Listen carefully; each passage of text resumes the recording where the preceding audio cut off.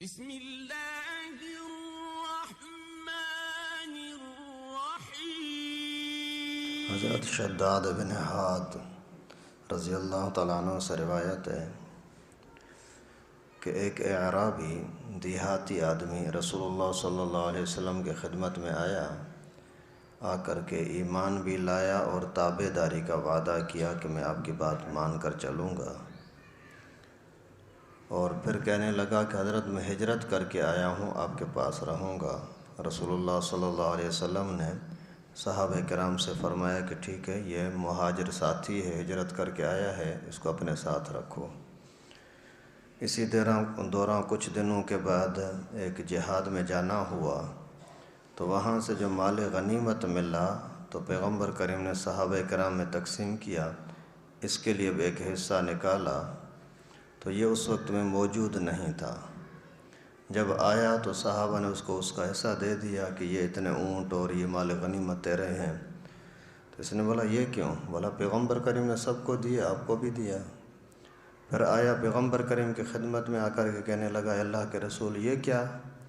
پیغمبر کریم نے فرمایا تیرا حصہ تھا، اوروں کو دیا، آپ کو بھی دیا۔ تو اس نے عرض کیا کہ اللہ کے رسول میں اس مال کے لیے مسلمان نہیں ہوا، اسی کے لیے تابع داری کا وعدہ نہیں کیا، اسی مال کے لیے میں نے ہجرت نہیں کی۔ میں تو یہ چاہتا ہوں کہ اللہ کے راستے میں جہاد کروں اور کوئی تیر آئے میرے یہاں حلق میں لگے، میں شہید ہو جاؤں تاکہ میں جنت کا حقدار بن سکوں۔ تو پیغمبر کریم صلی اللہ علیہ وسلم نے فرمایا کہ اگر تیری اللہ کے ساتھ سچائی کے ساتھ یہ نیت ہے تو اللہ تعالیٰ تیری نیت کو سچا کریں گے۔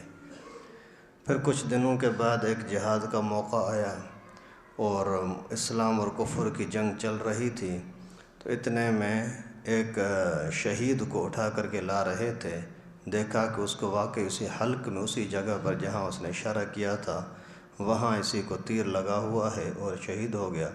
پیغمبر کریم نے فرمایا ہوا کیا یہ وہی ہے؟ پھر اللہ کے نبی صلی اللہ علیہ وسلم نے اسی کو کفن دیا، جنازہ پڑھا، اپنا جبہ کفن کے اندر اس کو دیا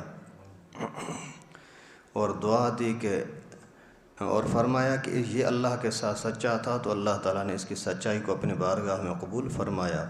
پھر دعا فرمائی کہ اللہ یہ تیرا بندہ ہے، تیرے راستے میں ہجرت کر کے آیا، تیرے راستے میں شہید ہوا، میں اس کے شہید ہونے کا گواہ ہوں۔ تو اس پورے حدیث مبارکہ میں تو کئی طرح کے پہلو پائے جاتے ہیں۔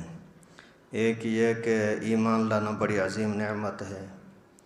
دوسرے نمبر پر ایمان لانا صرف زبانی ایمان لانا کافی نہیں ہے، لیکن بڑوں کی تابع داری میں چلنا یہ بھی اہم ترین بات ہے۔ اور دین کے سمجھنے کے لیے، دین کی حفاظت کے لیے ہجرت کرنا پڑے تو یہ بھی صحابہ کرام کا، پیغمبر کریم کی سنت ہے۔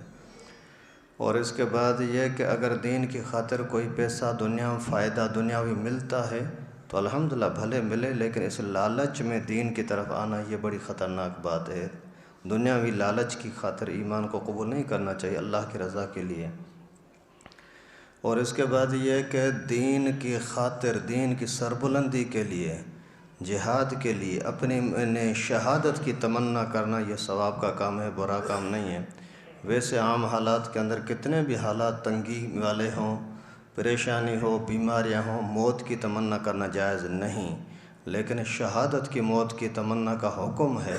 یہاں تک کہ اللہ کے نبی نے فرمایا جو بندہ اس حال میں مر جائے کہ جہاد بھی نہ کیا ہو اور یعنی شہید بھی نہ ہوا ہو اور شہادت کی تمنا بھی نہ کی ہو تو یہ منافق ہو کر مرتا ہے۔ تو شہادت کی تمنا ہر مسلمان کے دل میں ہونی چاہیے۔ اور پھر اگر آدمی واقعی اللہ کے ساتھ سچا ہے تو اللہ تعالیٰ اسی کے ساتھ اسی طرح کا برتاؤ بھی کرتے ہیں۔ اس کی تمنا شہادت کی تھی، خاص نشان بتائے یہاں مجھے تیر لگے تاکہ زیادہ تکلیف بھی ہوگی تو اتنا اللہ تعالیٰ کی طرف سے اجر بھی ہوگا، تو وہ بھی اللہ تعالیٰ نے اس کو قبول فرمایا۔ اور پھر بڑی بات یہ کہ پیغمبر کریم صلی اللہ علیہ وسلم نے کی طرف سے اسی کو جبہ مل گیا، کفن۔ پیغمبر کریم کا جس کپڑے کو ہاتھ لگتا تھا نا، اللہ تعالیٰ اسی کپڑے پر بھی آگ کو حرام کر دیتے تھے۔ تو یہ پورا بندہ اگر نبی پاک کے کپڑے کے اندر لپٹ کر کے آگے گیا ہو تو اس سے بڑا اعزاز اور کیا ہو سکتا ہے۔ اللہ تعالیٰ سے دعا ہے کہ اللہ پاک ہم سب کو بھی دین کے ساتھ سچائی کی، شہادت کی تمنا رکھنے کی اور دین کی سربلندی کے لیے ہر وقت محنت کرنے کی توفیق نصیب فرمائے۔ وآخر دعوانا ان الحمدللہ۔